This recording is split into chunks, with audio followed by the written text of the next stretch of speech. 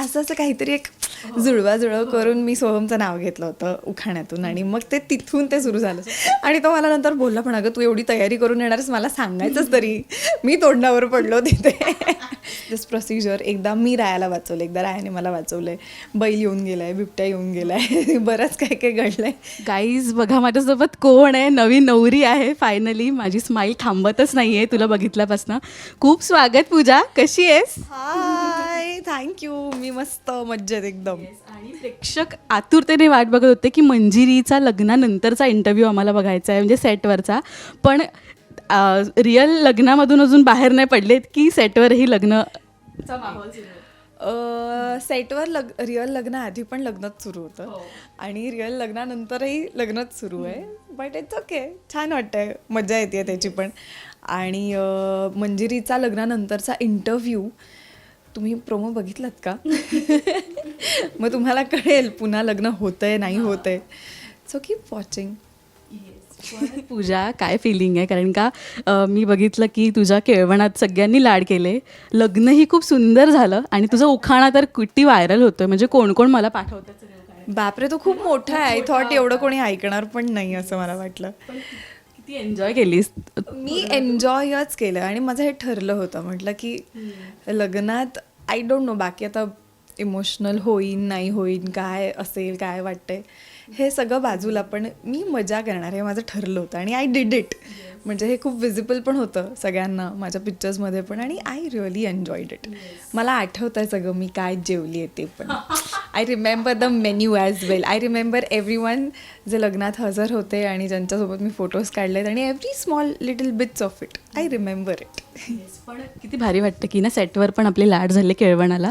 बांदेकरांच्या घरी सुद्धा लाड होतात आणि आमची लाडकी तर तू आहेसच, कारण का सगळ्यांनी तुझ्या लुक्सवर इतकं भरभरून प्रेम केलं आणि कमेंट्स करत होते. प्रत्येक लुक खूप आवडला. त्या लुक्सच्या मागे सुद्धा जी व्यक्ती आहे तिथे बसली आहे ना. येस, तो लाजतोय बघ कसा. त्याला आपण नंतर बोलूया. पण किती ओव्हरवेल्मिंग फिलिंग होतं, कारण का इथे पण आता आल्यावर सगळे लाड करतात. नाही, माझ्यासाठी आय थिंक म्हणजे आता राजश्री मराठीनेच ते आऊट केलं होतं की हां दे समथिंग आणि असं होणार आहे असं म्हणून. बट अर्थात मी त्याच्यावर काहीच रिॲक्ट केलं नव्हतं तेव्हा पण, कारण ठरलं होतं की ठीक आहे आता लग्नाच्या वेळीच बघू वगैरे. बट केळवण असा इव्हेंट होता की ज्यानंतर म्हणजे ते कळलंच आणि मग त्याला काय there was no stopping for it. आणि त्यातही अशा वेमध्ये कळलं की केळवणात पण मी असं असं काहीतरी एक जुळवाजुळव करून मी सोहमचं नाव घेतलं होतं उखाण्यातून आणि मग ते तिथून ते सुरू झालं. सो मला ते पण एक आवडलं की चला पहिल्यांदा मी काहीतरी कबुली दिली आणि दॅट वॉज थ्रू उखाणा. बट इतकं छान वाटलं होतं मला खरंच कल्पना नव्हती की असं काही केळवण होईल वगैरे. केळवण असं चर्चा सुरू होती, बट मला वाटलं की सिरियलमधलं, कारण शूटमध्ये पण त्या दिवशी आमचं केळवणच शूट होत होतं आणि सगळ्यांनी इतकं छान. मी एकतर व्हेज खाणार होते, सो माझ्यासाठी व्हेज केळवण वेगळं होतं, बाकीच्यांसाठी नॉनव्हेज वेगळं होतं. पण it was too much fun. तिथून मला खरंच असं फील यायला लागला की हां आता खरंच लग्न आहे, कारण मी शूट करत होते. बाकी पर्सनल कुठलंच मला केळवण अगदीच एखाद दुसरंच मी केलं होतं आणि एक माझं होतं जे पुण्याला झालं होतं which was with my family. But I think सेटवरून तो माहोल आणि त्या सगळ्या गोष्टींना सुरुवात झाली अशी. आणि मेहंदीमध्ये तू सिम्बाचं चित्र काढलं होतं. सिम्बा इज सो स्पेशल है ना. सो येस, तो तर आहेच कारण I still remember it very clearly की मी जेव्हा पहिल्यांदा घरी गेले होते तेव्हा मी सगळ्यात आधी सिम्बालाच भेटले होते. शी वॉज देअर असं. So it was nice, it was a cute moment. पण तू इतका लांबलचक उखाणा घेतलास आणि सोहमनी फक्त पूजा तेरे बिना मेरा ना कोई दूजा, म्हणजे त्याला भेटल्यावर मी बोलणार आहे. आणि तो मला नंतर बोलला पण अगं तू एवढी तयारी करून येणारच मला सांगायचंच तरी. मी तोंडावर पडलो तिथे. बट नाही, आय थिंक त्याच्यासाठी ते ॲप्ट आहे, कारण त्याला हे आयुष्यभर बोलायचं आहे. मला काय, मी वन टाईम उखाणा घेणार आणि मी माझी मस्त मजेत, पण त्याला हे फॉलो करायचं आहे आयुष्यभर. सो इट्स बेटर की तेवढंच होतं ते ब्रीद वाक्य फॉलो करतो. मग काय तर. पण मला सांग पूजा की ना प्रत्येकजण कोणाही, म्हणजे जरी का मुलाचं लग्न झालं किंवा मुलीचं, प्रत्येकजण विचारतं काय मग कसं वाटतं लग्नानंतर, काय बदललं. पण खरं तर काय नसतं बदललं, है ना. मला पण असं नाही वाटत आहे. आज का कधी मला कालच कोणीतरी विचारलं काय मग कसं काय हाऊ इज द फिलिंग. पण टू व्हेरी ऑनेस्ट मला असं काही फार काही बदललं असं नाही वाटत आहे. आणि विथ मी आय थिंक मी ऑलरेडीच मुंबईत एकटी राहत होते.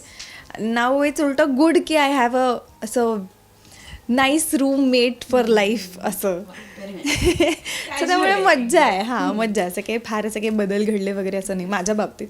बदल घडले असावे तर ते बिचाऱ्याच्या बाबतीत, कारण समहाऊ तो त्याचं घर सोडून इथे आला, कारण आम्ही आमच्या कामाजवळ घर बघितलं आहे असं म्हणून. सो बदल जे काही आहेत ते त्याच्यासाठी आहे. सो ऑनेस्ट यार. आणि ना नेहमी तू म्हणालीस की मुलाखतींमध्ये की कम्फर्टेबल लुक असणं, म्हणजे कम्फर्टेबल असणं हाच माझा स्टायलिंग गोल आहे है ना. सो लग्नातही सिम्पल होतं आणि आता मंजिरी म्हणून पण तुझे जेवढे पण आउटफिट आहेत ते एकदम सिम्पल होते. हाच मंत्र तू फॉलो केला. हो, आता मंजिरीचं कॅरेक्टरच असं आहे की पंढरपुरातली मुलगी आहे, अगदी सालस आणि साधं आहे तिचं सगळं. त्यामुळे त्या मानानं मी तरी म्हणेन की आमचे जे डिझायनर आहेत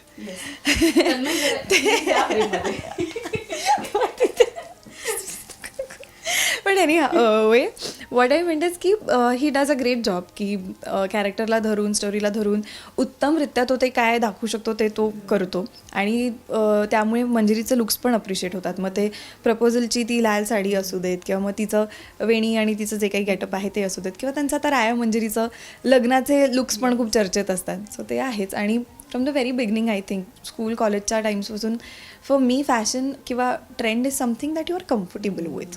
मग तुम्ही काहीही करा but you have to be comfortable.